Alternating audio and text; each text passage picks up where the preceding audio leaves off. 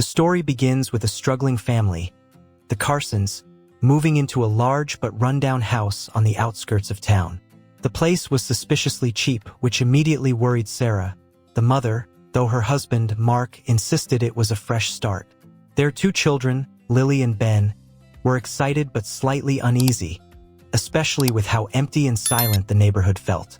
The air around the house carried an unsettling heaviness, but no one wanted to admit it.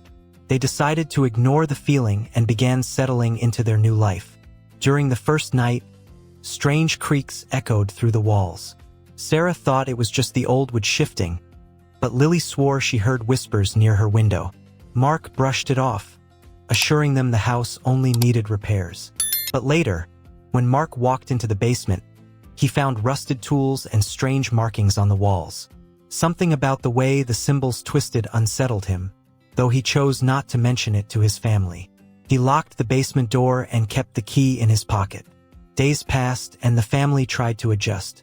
Ben explored the attic and found a small box filled with newspaper clippings. The headlines all spoke of unexplained explosions in the area, with entire homes destroyed without clear causes. Sarah grew more anxious with each discovery, especially when she noticed burns on the basement walls. But Mark remained optimistic, determined to restore the house. He told Sarah not to scare the children with wild theories, yet she couldn't shake off the sense of danger. One evening, Sarah met their neighbor, an old man named Harris, who lived in a tiny shack down the street. His face was weathered, and his eyes darted nervously when she mentioned the house. He muttered a warning under his breath, saying, "That place, it was never meant to be lived in." Before Sarah could ask more, Harris walked away quickly. Later that night, she lay awake, replaying his words over and over in her mind. Her unease deepened into fear. The children, curious and restless, wandered back into the basement despite their father's rule. They found a hidden door behind a shelf, leading to a chamber filled with crates and wires. Dust coated everything, but the smell of chemicals was sharp and fresh. Ben tugged at one of the wires, and sparks lit up the dark. Terrified, they ran upstairs to tell Sarah, who panicked at the thought of explosives hidden beneath their home. When she confronted Mark, he accused her of overreacting. The tension between Mark and Sarah grew with every passing day. Sarah begged him to call the authorities, but Mark insisted that selling the house would ruin them financially. Meanwhile, Lily began having nightmares of fire and walls collapsing around her. She would wake up screaming about a man with blackened hands whispering, "Light it up!" Sarah grew convinced the house itself was alive, urging them toward destruction. The family was slowly unraveling under the weight of secrets. As the arguments grew louder, Harris appeared again, this time at their front door. He demanded they leave immediately, his voice trembling. He revealed that decades ago, the house was used as a storage facility for explosives by a radical group. Though the group was disbanded, not all of the dynamite was removed. Harris had witnessed one explosion that took the lives of an entire family who had moved in before. Sarah's fear turned into desperation, but Mark remained stubborn. Ben, curious and brave, sneaked into the hidden chamber at night with a flashlight. He discovered not only crates of explosives but also journals left behind by the radicals. The journals spoke of a final fire that was meant to cleanse the city. Horrified, Ben rushed back upstairs, but before he could explain, the power in the house went out. The family was left in pitch-black darkness, the faint ticking of a timer echoing faintly from below. Sarah clutched her children, her heart pounding. Mark finally admitted he had known something was off when he first saw the basement. His silence had been born out of denial and pride. Realizing the danger, he rushed downstairs to inspect the crates. What he found froze him in place. Several sticks of dynamite had been rigged with crude timers, some already counting down. His hands shook as he tried to dismantle the setup, his knowledge limited and fear overwhelming. Sarah screamed for him to come back, but he ignored her. The children watched in terror as muffled thuds echoed from beneath the floor. Lily began crying uncontrollably, begging her mother to leave. Sarah pulled her children close, torn between running away and standing by her husband. She remembered Harris's words. Families before them hadn't survived.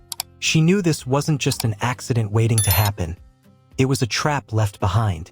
For the first time, Sarah felt certain the house wanted them destroyed. Mark worked frantically in the basement, sweat dripping down his face. His shaking hands struggled to cut wires, his breath shallow and desperate. Just as he thought he had stopped one timer, another began to tick louder. Panic surged through him as he realized the system was interconnected. Upstairs, Sarah decided she could no longer wait. She grabbed her children's hands and told them they were leaving, with or without Mark. Fear had overtaken love. They ran out into the night, pounding on Harris's door. The old man opened quickly, urging them inside as distant thuds rattled the ground. Harris revealed he had tried many times to have the house condemned, but the city ignored him. He admitted he stayed nearby to watch it, knowing one day someone else would move in. Tears welled in Sarah's eyes as she realized he had been carrying this burden for years, powerless to stop it. She prayed Mark would follow them. Back in the basement, Mark's desperation grew. He thought of his family and the promises he made to protect them. With trembling resolve, he began cutting wires recklessly, ignoring the risks. The ticking grew louder and faster, filling the room like a heartbeat. He closed his eyes, whispering apologies to Sarah and the children. In that moment, he accepted that survival might mean sacrifice. Upstairs, Sarah clutched her children, sensing something irreversible was about to happen. The ground shook violently, a deafening roar ripping through the air. Harris shielded Sarah and the children as flames erupted in the distance, lighting up the night sky. The house crumbled like a dying beast, explosions echoing for miles. Sarah screamed Mark's name, but her voice was swallowed by the firestorm. She fell to her knees, sobbing, as the truth sank in.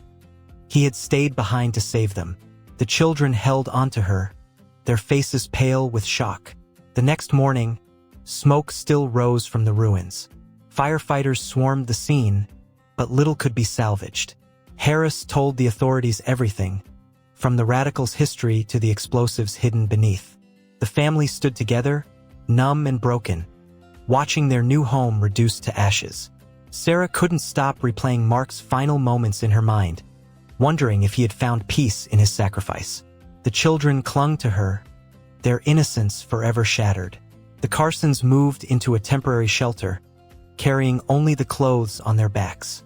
At night, Sarah lay awake, haunted by the memory of the ticking.